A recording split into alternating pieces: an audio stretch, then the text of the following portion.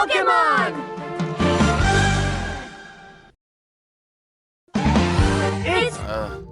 It's Nico.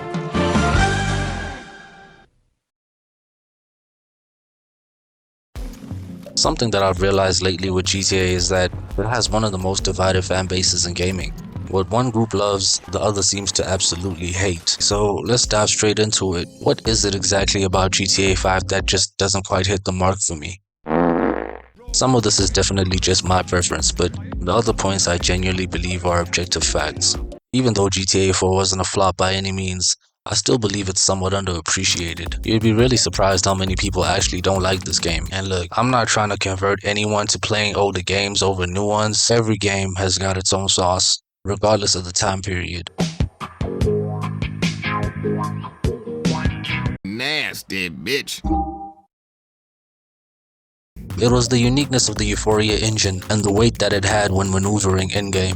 It was all just mind-blowing for me when I played the game for the first time. When vehicles crashed or bumped into objects, the impact felt more grounded and realistic.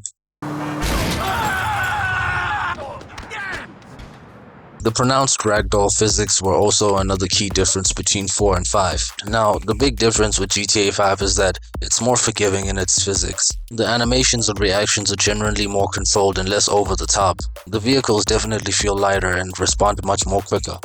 Now, I'm not saying that GTA 4 is a full-on realistic driving sim or anything, but the reason why I lean more towards it in this category is because the physics engine in GTA 4 is really profound. The driving physics in particular was one of my favorite things about the game. Whether you're just walking around or driving, there was a satisfying learning curve. As someone who enjoys a bit of realism in most games, I felt like Rockstar really set a new standard with GTA 4 in terms of how realistic their games could feel in future.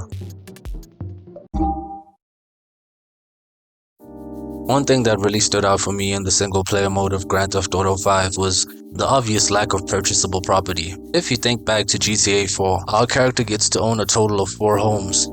In previous installments, you also got to own more than just one home, so what exactly happened here? There was a genuine feeling of satisfaction when purchasing a new safe house or being given one as a reward for making progress within the game. Kevin Weston is by far one of the most uninteresting villains in the GTA series. Unlike some of the other antagonists who pose a constant and direct physical threat, Kevin Weston operates through his wealth and connections. His primary motivation is maintaining his wealth and status. He acts like a jackass but demands respect just because he's rich. Now, the problem here is this. This feels way less compelling compared to the villains driven by things like ideology, deep-seated hatred, or a desire for power beyond mere financial gain. More than anything, he's an annoying entitled billionaire than a truly menacing villain. This also kind of dampened the impact of the story for me. Besides Michael betraying Trevor, it felt like nothing else that happened in the game even mattered. The confrontation at the end was also very unsatisfying to say the least. You do understand what probation means? Yes, sir. It means that if you continue down that same path, you'll be locked up and calling some cellmate daddy within a month. Yes, sir. I believe in this man. Well, let's hope you don't live to regret that faith. God works in mysterious ways. In this case, seems God is downright perverse, but I'll leave the salvation to you gentlemen. You stay out of trouble. Yes, Daddy. Excuse me? Yes, sir. I won't say much on this because it's more of a subjective topic. Even though GTA 4 at times can be satirical, its humor often stems from the characters' raw and imperfect personalities and the fucked up realities they face, whereas GTA 5 often relies on over-the-top personalities and ridiculous situations. Take Trevor for example. His vulgarity is often played for shock value. This is one of the reasons why I feel like GTA 5 for me wasn't really as funny. Oh, and I just had to throw in this honorable mention. Oh my word, how much I hate this guy. Jimmy's character is 100% pure concentrated ass. He's highly irritating. He has 0% likability even outside the family discussion. Look, ultimately his role is useless in GTA 5 and the game would have been better off without him. I can't believe you did that! That's my TV! You don't talk to me like that. I can't believe you... Mom was right about you. You don't know any better and you can't help it, but you're an asshole.